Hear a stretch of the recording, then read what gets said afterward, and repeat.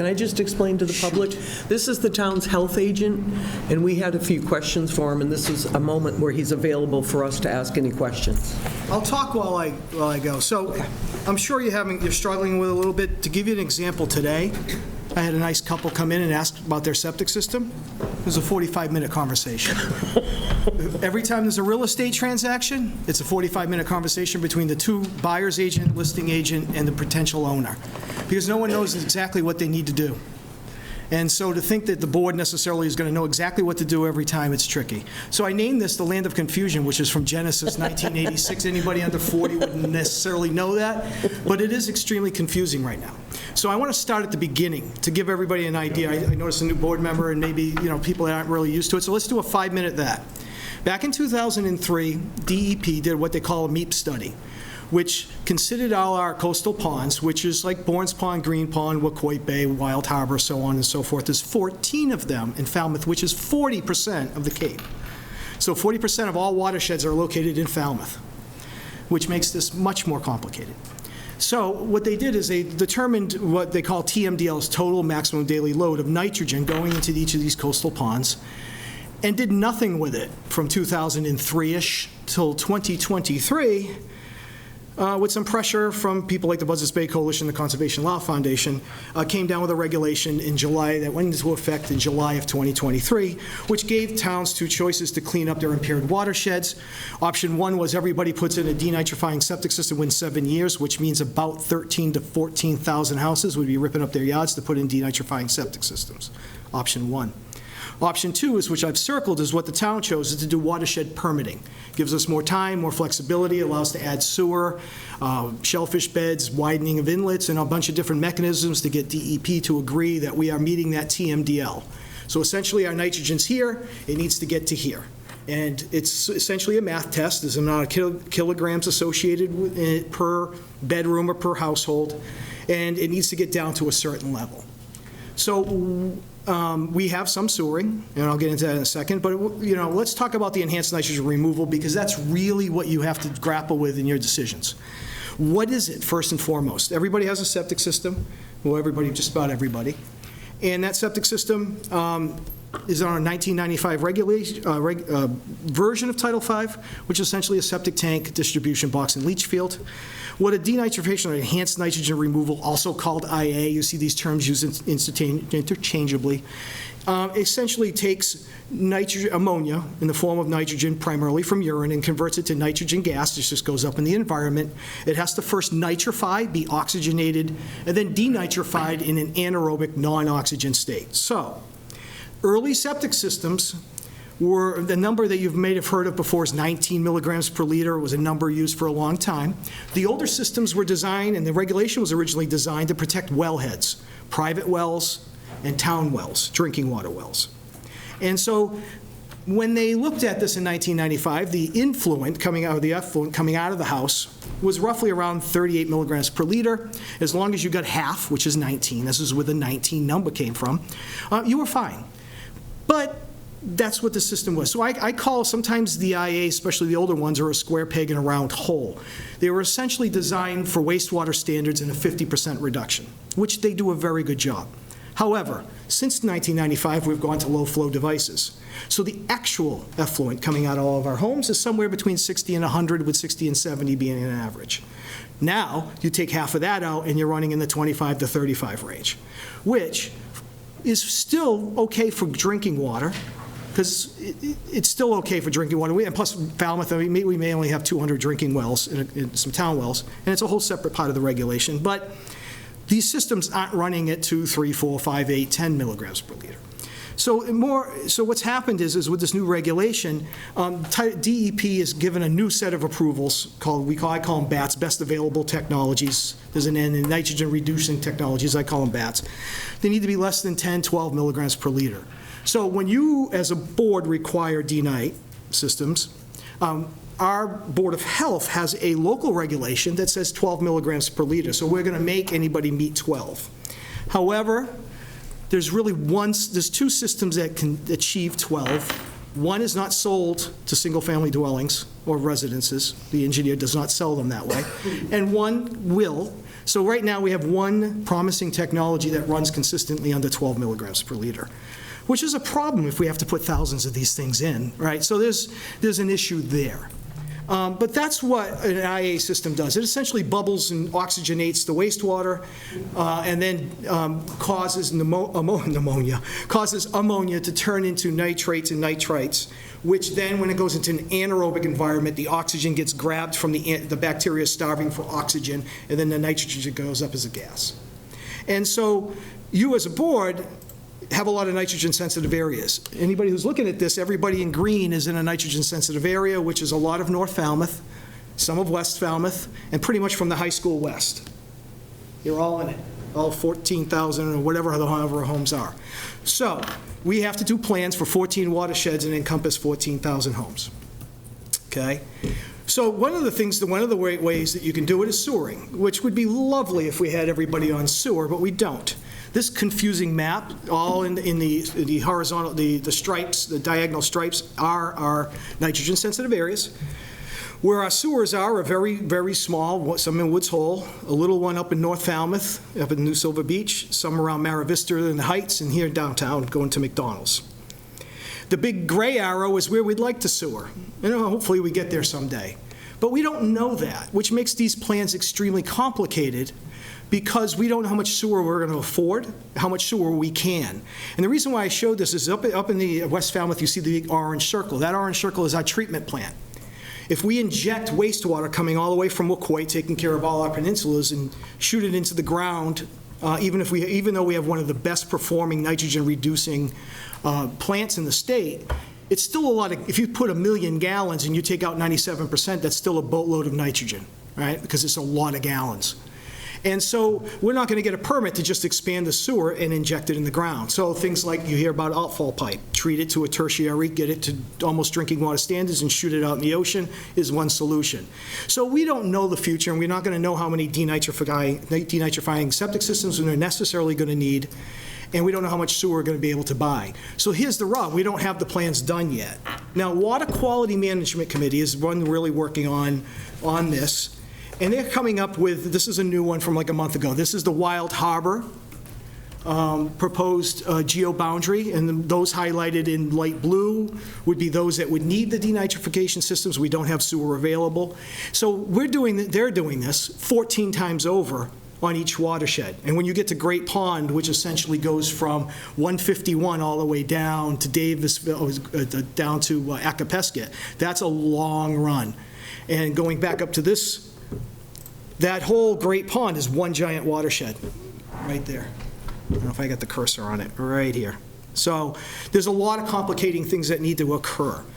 As time progresses, this is sort of the flux time, as time progresses and these watershed are defined, and they're also going to have to account for future expansion, right? So lots that aren't developed or lots that are going to be expanded upon have to be considered in this plan, because if you, for example, have 10,000 kilograms in this watershed per year, and you grow by 10%, you now have, 11, whatever. You have much more nitrogen.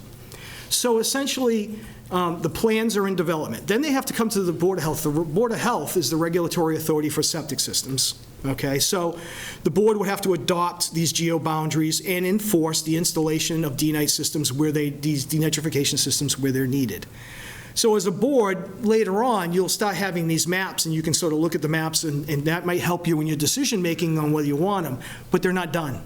And you're sort of in that middle. And hence the reason why I'm personally having very lengthy conversations with residents, because it is complicated. They have decisions they have to make. So where we are now is essentially our local requirement currently. If you're in a watershed, the Board of Health, as our regulation, you have to be able to accommodate it in your plan. So any septic system being designed in a watershed right now, they have to show where they can put a new one. An IA system. Both vertically, because this thing's now probably going to come out the septic tank, go into this thing, and come out. There's some pitch that needs to work. There also needs to be some real estate set aside. So the engineers are now designing this for that to happen. That's where we are now. Now, in the future, to accommodate as these geo-boundaries get made, will all new construction. Now, what I mean by new construction with Title V is any increases in flow, which would be brand-new house or house adding a bedroom or a room that we call a bedroom. I hope that you get a lot out of the referrals that I give, but your referrals are very complicated, right? So dens, office, studies, sewing rooms, wrapping rooms. I saw a wrapping room. We had a wrapping room. Saw a wrapping room a couple months ago. We did. So you see all kinds of rooms, but if it's bigger than 70 square feet, private with a window, it's a bedroom in Title V. So new construction may, in the near future, need to require IAs if they fall into these watersheds. So that's, one of the things that we need to look at. So the reason why it's confusing for you guys, and it's hard for me to give you sometimes a referral, is I don't know what the future is going to hold for that particular property per se, okay? The hard ones for me, to me it's easier, going back to this map, is we're going to have less ability to sewer North Falmouth than we may have south of 28, right? So I can say, reasonably Seacoast Shores, if it's something, then I can see sewer in their future. It's not, obviously we got to go to town meeting and get it voted for, money appropriated and things of that nature. Where we're going to have mostly IAs, Rand's Canal, where we may need, I don't know, making up the number, 78 homes have to have it in order to meet the watershed permit. That's a lot easier. So it's confusing for all because we're not at a point where all the plans are developed. Okay. So that was my little spiel to start. I know you guys might have a lot of questions, so I hope that was helpful. Was. Go ahead, Mark. Could you go back to, or forward to the one that had the blue? Yep. Now, what is that blue? Okay, so essentially, the ones in the blue would be targeted for needing them to meet the watershed permit. The ones in red are non-developed, 300 committee or some sort of conservation restriction. And those that are pink, you don't see very many of them, already have the IA system. Oh. Okay, so, if you look at that watershed, for example, I forget the name of the brook, the southern part. That's probably more impaired than the bay itself. So you see more of the IAs over in that area. Herringbrook? Yeah, Herringbrook. I forget the name of it. Yeah. And you see the bare patch is already sewered. That's our new Silver Beach, and that was done because groundwater was about 1.5 feet down. You really couldn't put a septic in to begin with. So that's just the first iteration. That's not done, locked in, right? So that is the first attempt by Water Quality Management to sort of think about this. And then eventually, when they're finalized, the Board of Health will have to adopt them, or not. But if they want to meet the permit, they will. In that, say there were something like a 40B put into that area, it could expand that blue area. Correct. So you have to account for increases in the future. And that might be that all increases in flow. Possible. Well, I think you need to fluff it, right? So you need to add enough homes to account for it at the beginning, and then you would require an IA technology for new construction. That's why I said in the other slide, I said in the future, new construction may need to have it, all increases in flow, because, yes, there's X bedrooms. There's 26,317 bedrooms worth of nitrogen credit in this watershed. If you go to 30, that changes your plan. And you're probably going to have a requirement, and I'll be long retired, when the plans are finally done, and you have to go back to your plan and redo your plan. You have to update your plans on a routine basis to accommodate future growth. That'll have to be done. And one more thing. Sure. I'm going to put you on the spot, but you've known me a long time, and you're used to it. Yeah. What do you think of the potential of urine diversion? Well, that would be, okay, so I didn't get into that because, again, topics I was trying to be tight on time. I look at it as another IA system.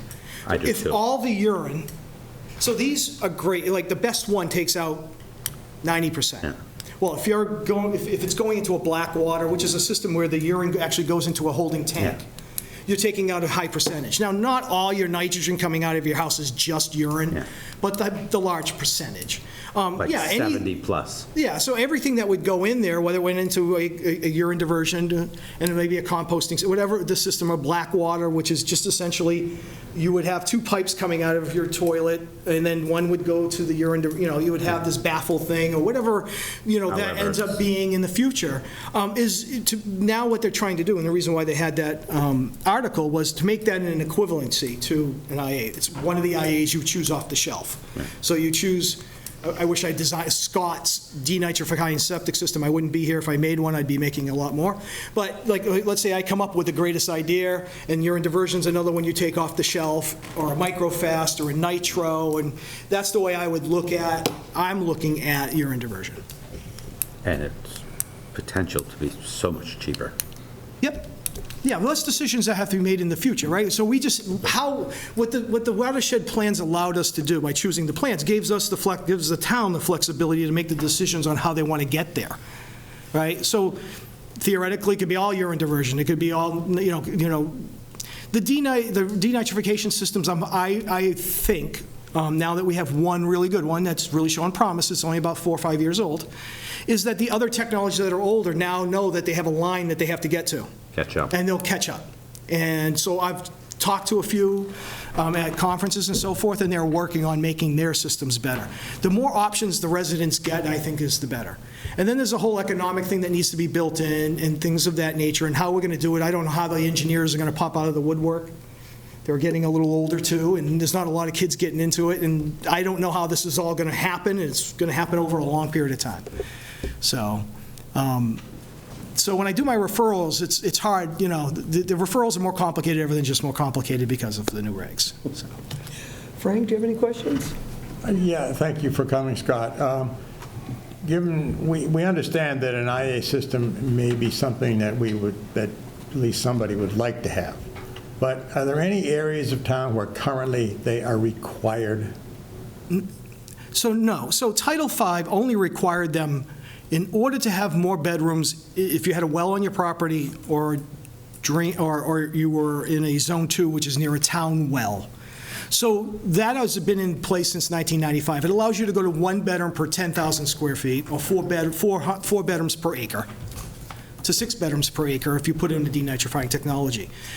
Now, the areas of requiring it for environmental purposes, nitrogen remediation, and the reason why this new regulation, there aren't areas established quite yet that says you need them. That's what the blue map is. As we do these geo boundaries, these are the ones that are going to take each 14 watersheds and pick the parts of town that you'd need them. Right, but that's in the future, right? Correct. There is nothing currently that says you're in a denitrifying septic system area. So, but if you live in the blue, Yeah. And you're building a new house, or substantially remodeling an existing house, it probably would be worth your while to think, in many ways, about putting an IA system in, because you can do it now rather than pay to convert later. Correct. So the thing is that this map is brand new. It's a couple weeks old, and it hasn't been vetted yet. It'll make it a lot easier for the homeowner. But the thing I told you today, the 45-minute conversation, was because someone was thinking about replacing their septic system in this watershed. It's why I chose this one, because I was talking to somebody about it. And they want to replace their septic, and their options are replace their septic, and maybe you get a letter from me 3 years from now and says, after you finish putting your yard back together 3 years later, go back out now and put that D-Nite system in, which we have room for according to the plan that we did a couple of years ago. Or you do it now.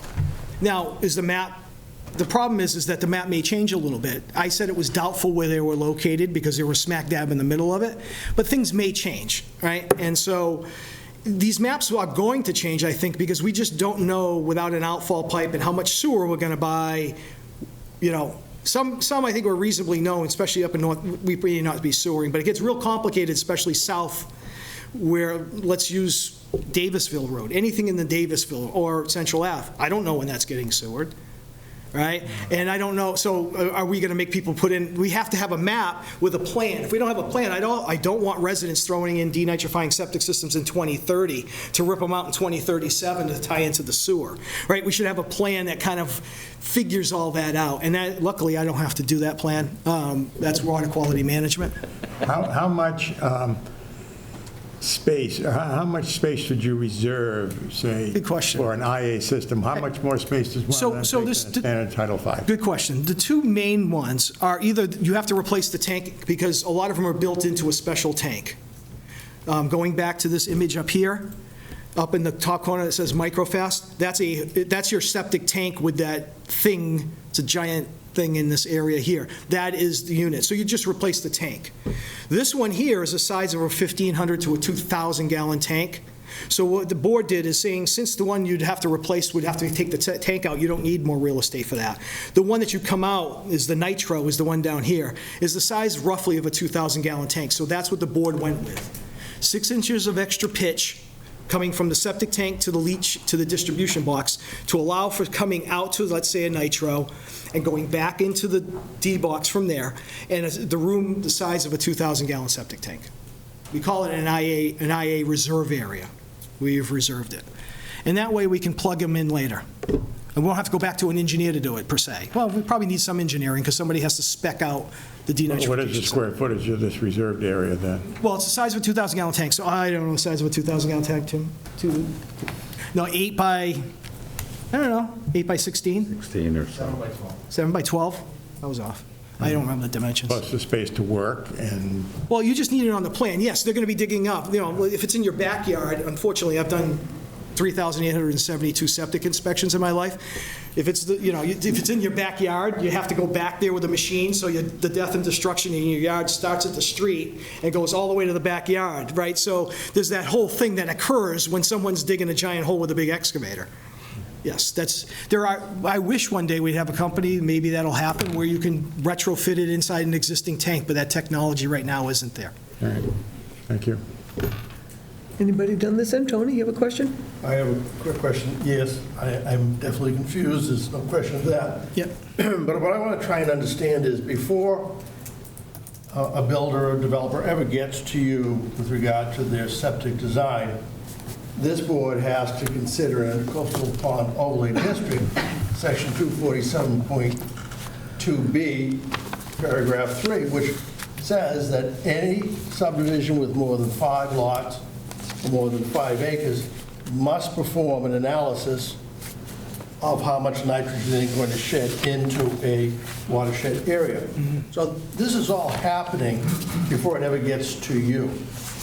And then earlier you said that I think that you're requiring IA systems to go to 12 milligrams per liter, because that's the best they can really do at this point in time.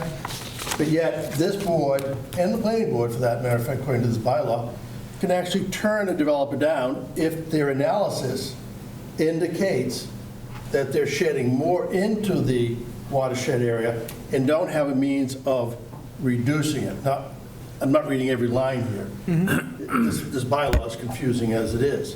So before any developer gets to you, this board may have already denied them a permit. What happens? And that's the part that confuses me. Our job is to look at this analysis according to 7.2B, paragraph 3, so forth and so forth and so on. And in fact, we could say, based on that analysis, because we're the only ones that can say no, or planning board as well, but it never gets to you. So Are we doing a disfavor to the developer by not letting them get to you first? Or should they be going to you first with the analysis? I'm not familiar with your bylaw, but you're saying zero discharge of nitrogen beyond the property line. Is that what you're essentially saying? It does not say that precisely, which is part of the confusion. It just says they have to do an analysis, Oh, okay. which talks about adding to the nitrogen load. And it gets very detailed. But the question is this: should the developer be going to you first, saying, look, this is what we want to do over here. Here's our analysis that we're going to show the zoning board or the planning board, and it's going to actually add more nitrogen load, whatever that nitrogen load is, and then come back to us before they ever get to us, with a recommendation from you based on their analysis. Well, you certainly could do that. I can't think of a project that would not increase nitrogen. But that's what this bylaw talks about. There is no, that's zero discharge. I mean, I don't understand any residential or commercial flow that would end up being zero, even if you put the best denitrifying septic system on the planet. This is what we're Yeah. Well, I think, so that's a tough bylaw. Yeah. I of a think, gray this is bylaw my for a gray dream. This area. is my dream. Once this gets clicked on, our watershed permits are in play. All zoning and ZBA, zoning, planning board requirements, because most of our denites in town are because of the 4-lot subdivision requirement in planning board. I would say 80%. So instead of having them around coastal ponds, we have them sitting over there next to Falmouth Country Club, because Eagle Drive and Putter Lane fell into that which makes no sense to me. I think I would have rather have seen them be more focused. But that being said, all these should go away once we have a master plan. The problem is we don't have a master plan. We have a planning board that has, if you're in a water resource, you can only have 7.5 gallons per 1,000 square feet, and then you have yours, which kind of, to me, not reading it, sounds like you can't have any discharge. If you want referrals from me. Can't have additional discharge. Additional discharge, so that's no increase in flow. Well, if you have you see vacant lots all the time, I know. well, so you'd be. It kind of puts us in a difficult spot. Yeah, I think my advice to you is, what we did for you, essentially what the Board of Health did for the boards was saying, and they did it a couple of years ago in the Board of Health regs, is saying, look, if any other board, this is basically what it says, any other board says you need D-night, planning being number one, you being number two, sometimes conservation is a trade-off between, whatever. You have to have 12, because 12 is really the best available technology, and that's milligrams per liter, so that's the lowest concentration. So it doesn't matter what happens here. If they come to us with a D-night, we want 12. We don't want 19. So what 19 does is make that bigger by 40%, right? Again, if you're getting 12, you need that many homes. That's assumption of 10 to 12. That's with the blue.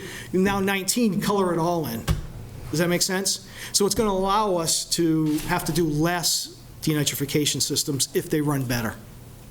But I don't really have a good answer for you on that. Thank you, though. Thank you very much. Nick, do you have any questions? One more. Go ahead. Again, for my own edification on this diagram. Yep. That's obviously 28A. Just to plot it, can you point out or name some street there so I can know where it is? How about this round thing in the bottom right corner? Way down in the bottom right corner. What street is that? Where are we? All the way down the bottom right corner. Yeah, I'm looking. I Just can't. trying to figure out where he is. I know where I am, because this is, right here is Curly Boulevard. So this is like Trickett Lane, those lanes. This is that, I call that weird sort of like roundabout. Yeah. Rotary, where Curly Boulevard is. It's the two streets before that. I don't remember. I think it's Althea is one of them. Yeah.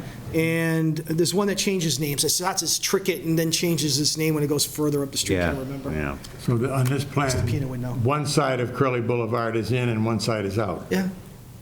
Yeah, no, well, look at the waterfront. So everybody, this is the first question I get. Why do the rich people on the waterfront not have to do it? Well, because their their wastewater goes right out to sea. We're not worrying about nitrogen in the open ocean. We're worried about nitrogen in this thing here. And our drinking water. Right?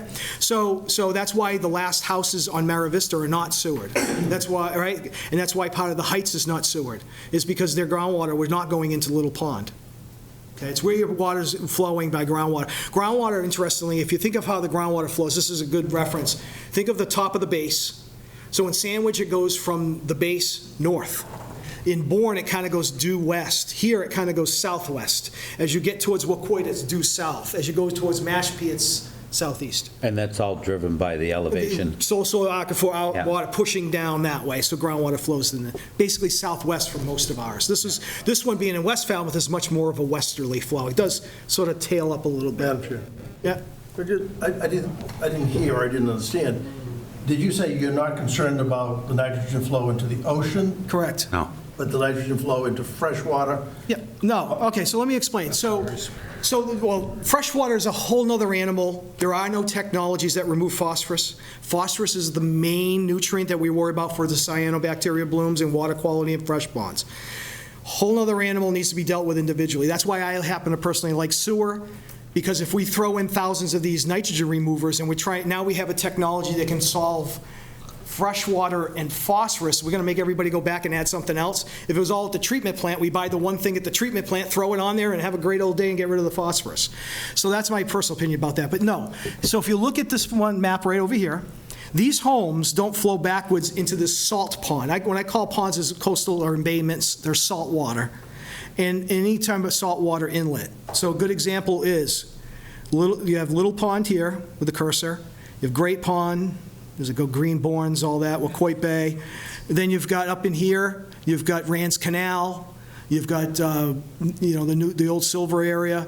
You've got a couple more up here. And so these are all because you're saving that, this one here, Wacoit Bay, West Falmouth Harbor. There's also Oyster Pond, Oyster and Quistit Harbor. I was surprised that Sippawisset Marsh was not included in this at this point in time. Maybe it's not considered impaired. I wouldn't be surprised if you see this swath kind of come up over here like this for another one, maybe in the future. Inner Harbor is one as well. So you're protecting these inlets. That's the reason why none of this area is considered, this area here, Sippawisset Road, is not considered nitrogen sensitive, is because the groundwater flows out to the open water body. It's about where the groundwater flows, in what direction the groundwater flows into. And if it flows into, take a drive, the greatest example is take the drive down T-Ticket Path where the tip of Little Pond is. That water is very muddy, dirty, doesn't see a lot of flow, not a lot of tidal flow. Those are the places that get beat up the worst by the constant flow of nitrogen from the various sources of nitrogen. Whereas the open ocean, 4-knot current, that thing's just going to, the nitrogen that you put in there today will be going through the canal tomorrow. I mean, the water moves that fast out there, so. Makes sense. And the reason why an outfall pipe works. If you're only throwing nitrogen and some nutrients into the open ocean and you had an outfall pipe, it's not going to hurt anything because it's solution by dilution at that point. Another Yep. is urine diversion does capture the phosphorus. Well, yes, There's that's going an to capture. So advantage. things like that will capture all of it. Right. So, yes, if nothing goes in the system, that's one way of definitely doing it. You just have the thing about that is you'll have to do it internally in the house. So most of the work would be done in the house because of the repiping and ripping out the walls and adding a second line to go somewhere else. Again, the map with the blue, Yep. is there a map east of that yet? I've got a few maps. The best thing to do is that Water Quality Management's making the maps, but whatever ones I have, I'd share with you. They haven't done them all. I think we've done most of the North Falmouth ones. The most complicated one's Great Pond, due to the size of Great Pond watershed. But the maps aren't, like I said, set in stone. There's discussion items at Water Quality Management. When Water Quality Management thinks they're done, they don't have any regulatory authority. It all falls with the Board of Health. They would come to the Board of Health, and the Board of Health would make a decision on whether to adopt the map and change its local regulation to require denitrification systems. But there's a lot that needs to happen. I mean, how's the money going to do? Do we have things set up for residents financially for these? Right? There's a lot that needs to go on, and it's a big, heavy lift on these, and, it doesn't help you today. It's not going to help your decisions today. I just hope, feedback is, what do you want to see in my referrals that you may not be getting? Is there anything because I do spend, a fair amount of time trying to give you a decent referral on the Title V part. And a lot of times you'll see lately is, they might need a D-night later. Good luck to that. That's kind of what I've been telling you in a nice way. But if you need any feedback, let Noreen know. I mean, because it's important that you get decent feedback on each project. No, in the very near future, there are going to be other shoes dropping from the state level as well. Meaning? Asking for D-night systems in greater areas than they are now. I mean, that's not that far in the future, is it? No, I don't know how this is all going to fall timeline-wise yet. I just don't know. I mean, we're probably going to be a watershed at a time. Look, you can make it all now, but who's putting in 15,000 septics? Okay, so Falmouth, on a good year, we might do 550 septic permits, everything from sewer line, a line going to a tank to a brand-new replacement. You need 4,000 a year. I don't know how I'm doing that. I don't know who's putting them in, who's designing them. I mean, so I think you're probably better off trying to tackle one watershed at a time and trying to get them upgraded. But, again, you only have one technology that's getting less than 12, that's readily available. Urine diversion's still in its infancy. So, rushing to get these done is also a tricky thing because, I don't know, Mashpee's taking a different approach. They just want a lot of IAs. They're getting a lot of 19 units, the units that get 19, the older stuff, because they're cheaper, they're half the cost. Actually, they're almost a third of the cost. I think the older systems might be 12, 15,000. To buy the best technology just to buy it's in the 30s. Right? So people are going to normally opt for the least expensive one, but they don't take out a lot of nitrogen, some of them, or as much as the other one. And so now you might have a lot of these you've rushed into, right? So I like doing the plan right, doing it once, and then, doing the watershed at that point. Where this board is in a particularly uncomfortable position because we're tasked with a lot of 40Bs. And we have to consider the future of those who own the affordable units. Because, 5 years down the road, telling somebody they got to put in an IA is going to ruin them. I mean, they won't be living in that unit anymore. Well, that makes your decision-making more difficult. Well, Because you're passing the buck down, and that's a We don't decision. have anybody to pass the buck to. It's a hard decision because we don't know, we know, look, I personally, if they're not in a watershed, they're not in a watershed, right? So if they're not in a nitrogen-sensitive area, they're not in a nitrogen-sensitive area. But if they're in a nitrogen-sensitive area, yeah, it's a tough decision because the letters kind of come from the health department. I'm going to be the real most hated person in Falmouth 8 years from now, because I'm sending out thousands of letters saying, hey, congratulations, it's time for your denitrification septic. I'm not looking forward to it. But that letter's going to come based on the map and based on the science of where groundwater flows, regardless of the nature of which the subdivision was created. Whether it was done by right, or done through planning, or done recently by ZBA, the map's the map. Okay, and I don't know, we're not going to say you don't need it because the ZBA didn't decide to make you have it back in 2025, right? So I don't know how that's all going to work. Again, the regulation's going to be lengthy, and it's going to have to include things like, 40Bs, to do houses, certain types of homes, or homes that were done as, what's the term you guys use? A lot of your 40Bs are like 80-20. The 20% affordable is the word I was looking for. Of the affordable units, I don't think they're necessarily going to get a waiver. I mean, that could be baked in, but that nitrogen, pound of flesh of nitrogen is going to come out of something. Because it's just, I look at this as a math test that we're trying to pass. We're at here for our nitrogen according to the MEEP study. We need to get to here according to the MEEP study. Where do we get the pound of flesh from? Where do we get our nitrogen from? And somebody's analyzing where to get it from. And so, yeah, you could bake in things like that. It just means more other people will get it elsewhere, but it's a good question. Well, the thing is, too, is a lot of the systems that are for 40Bs or for subdivisions are shared. So there's no way to parse that out. You're not going to, right, it's going to be one giant one in the yard for everybody in that subdivision when it's a shared system. Well, again, the end result is the same to the owner of the affordable unit. Now, one thing to say before we go, I wanted to say, now, if the Board of Health in the future adopts a regulation that all new construction increases in flow need to have IAs, it's taking you off the hook, hasn't it? Right, so that might be something that's in the future. It's actually on our agenda Monday. The Buzzards Bay Coalition has been asking the Board of Health to consider it. We just did our regs back last winter, and so the board will have to open up another hearing if it chooses to do it. It's entirely up to the Board of Health, And much like, All right, Mark, we need to wrap this up. You all set? I'm good at the I hope I moment, helped you but- guys Everybody out. else all set up here? Oh, we don't. I hope you're not more confused. I hope you're. No, I appreciate it. I've learned myself. Okay, great. I think it was great. Thank you. Thank you, Scott. It's up to them. Make it quick, please. Quick question. Yeah, I'm coming right up after this from the property that they may have. You got to speak into the microphone, so You everybody got to can come up hear and you. ask. Thank you, Mark. I don't know if I should be allowing a case question.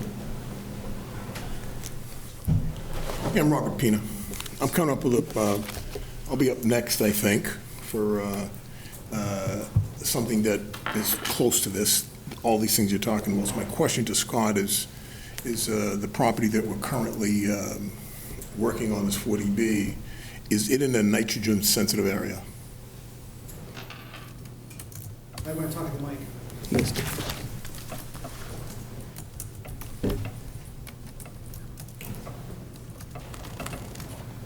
We're going to do this, instead of me saying yes or no, we're going to open up the map. So the other thing, too, you might want to know is coastal pond overlay districts that we have is essentially what the nitrogen-sensitive areas are. It was just a terminology change by DEP. We called them coastal pond overlay districts, and they renamed them something of nitrogen-sensitive. So what's your property address? 19 North Falmouth Avenue. It's not. Oop, that's an M, sorry.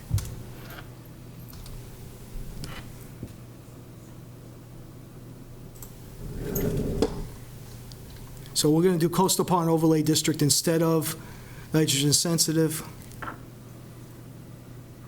No. So you've got West Falmouth here. and you've got Wild Harbor here, you're sandwiched in the middle. Right. So as of today, no.